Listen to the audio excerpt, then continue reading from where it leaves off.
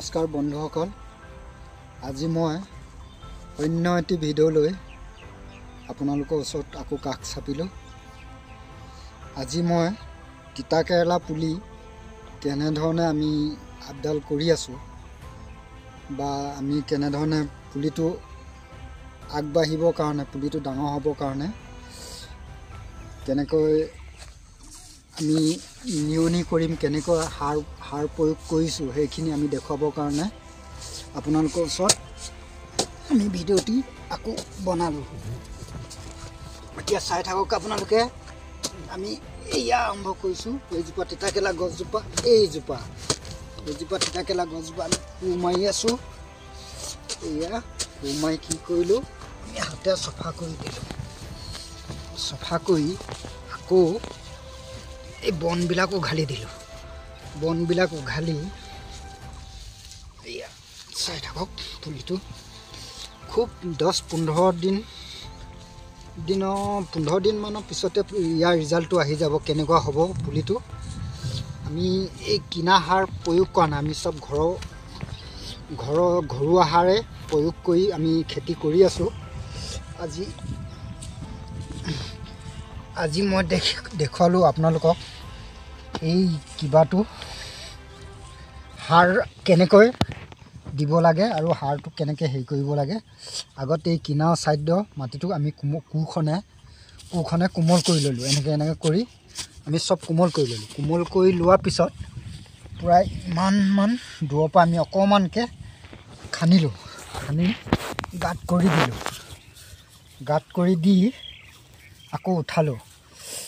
গাঁত কৰি এনেকৈ গাঁত কৰিলোঁ। গাঁত কৰি আকৌ এইখিনি সাৰ এইটো হ'ল ব্ৰইলাৰ গোবৰ। এইখিনি ব্ৰইলাৰ গোবৰ, এইখিনি গোবৰ, এইখিনি ছাগলী গোবৰ। ছাগলী গোবৰ অলপ দি দিম ইয়াত। ছাগলী গোবৰ আৰু ব্ৰইলাৰ গুৰ, এই বস্তুকেইটা আমি খুব ধৰণে কোবাই মিহি কৰি পাউডাৰ বনাই আমি গছৰ কিনাৰে কমচে কম এবেগেটমান দূৰত, আমি পুলিটোৰ পৰা এবেগেটমান দূৰত আমি এইখিনি সাৰ তাত ঢালি দিম।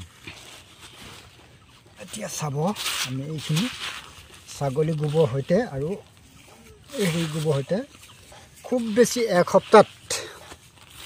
এসপ্তাহ 10 দিন তাতে আমি অকণমান প্ৰমাণটো কৰিব ৰিজাল্টটো পাই যাম কেনেকুৱা হ'ব। এতিয়া চাই থাকক। এইটো হ'ল গুড়ি হৈ গ'ল। ছাগলী গোবৰ আৰু গৰু গোবৰ আৰু অকণমান ব্ৰইলাৰ গোবৰ।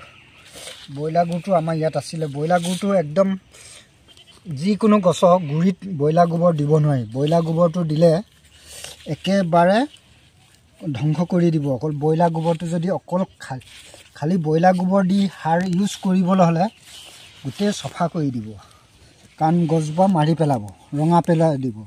সেই গতিকে আমি অকণমান আঁতৰলৈ আমি গাঁতটো কৰি লৈছোঁ।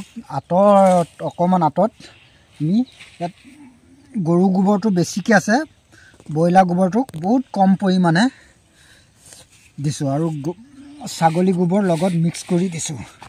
দি আমি এনেকৈ ৰাউণ্ড কৰি দিম।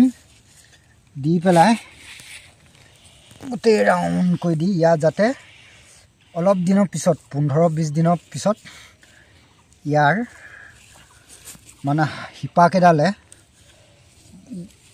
গোবৰখিনি যেতিয়া টাচ কৰিবগৈ, টাচ কৰি দিয়াৰ লগে লগে এই পুলিটো চেহেৰাটো বদলি হৈ আহিব, সুন্দৰভাৱে ডাঙৰ হৈ আহিব। এইজোপা তিতাকেৰেলা পুলি আপোনালোকে দেখিলেই।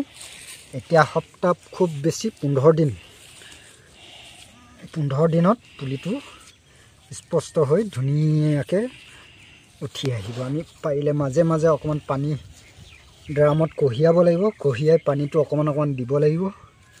দিলে চাব পুলিটো সুন্দৰভাৱে উঠি আহিব।